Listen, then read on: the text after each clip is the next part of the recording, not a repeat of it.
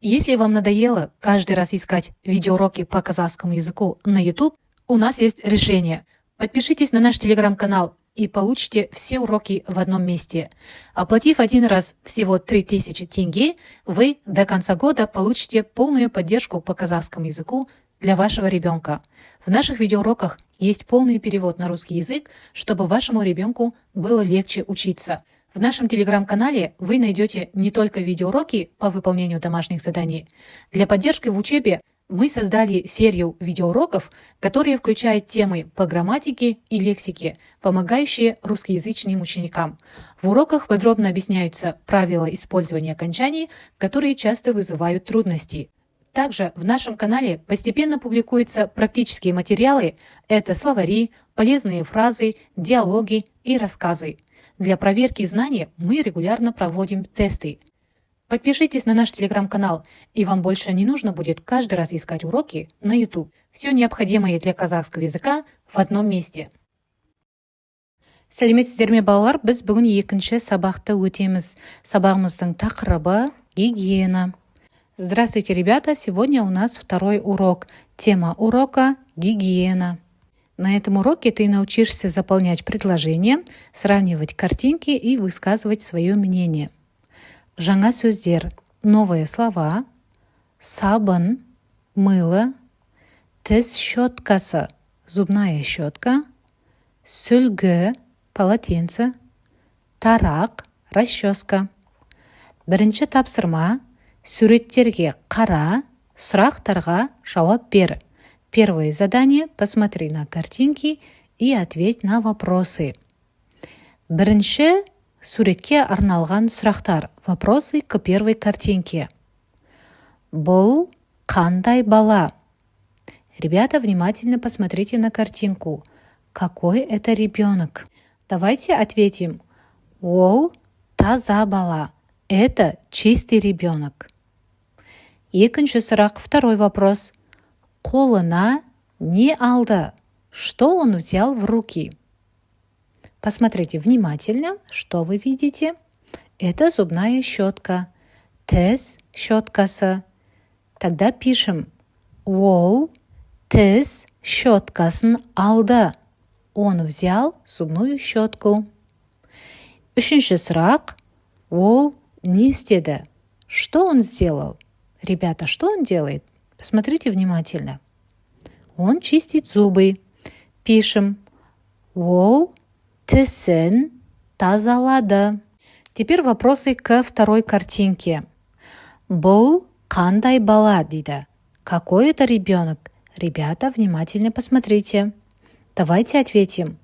Ол лас бала. Это грязный ребенок.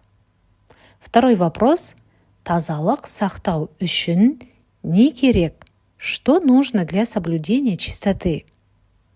Для соблюдения чистоты, ребята, нужно мыло, сабын, вода, су и полотенце. Сүлгі керек. Келесі үшінші сұрақ. Ол не істеуі керек? Что он должен сделать? Он должен умыться. Пишем на казахском. Ол жуыну керек. Келесі екінші тапсырма. Оқы, сұрақтарға жауап бер. Второе задание. Прочитай текст и ответь на вопросы. Ребята, внимательно слушайте. Гигиена дегеніміз жеке бас тазалығын сақтау. Гигиена – это соблюдение личной чистоты. Жуынуға, сүртінуге керекті заттардың барлығы жеке гигиена заттарына жатады. Все предметы, необходимые для умывания и вытирания, относятся к средствам личной гигиены. Әр адамның өзінің тарағы, тіс щеткасы, сүлгісі, сабыны болуы керек. У каждого человека должны быть свои расческа, зубная щетка, полотенце и мыло. Біреудің затын қолдануға болмайды. Нельзя пользоваться чужими вещами. Теперь давайте читаем вопросы. Гигиена дегеніміз не?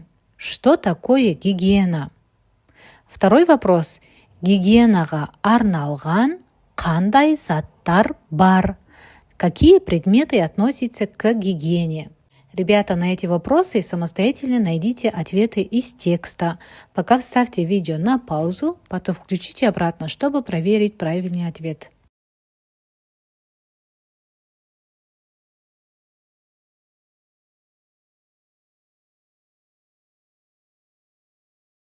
Келесі үшінші тапсырма, суреттерге қара, сөйлемдерді толықтырып жаз дейді. Третье задание. Посмотри на картинки, заполни предложение. Ребята, задание очень легкое. Например, на первом картинке мы видим мыло. Мыло переводится сабын. И составляем предложение.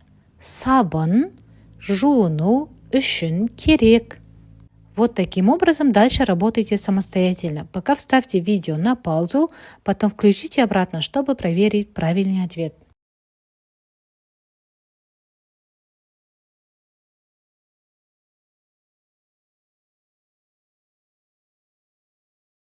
Келесі үшінші тапсырма, тыңда, суретке қара, сұраққа жауап бер.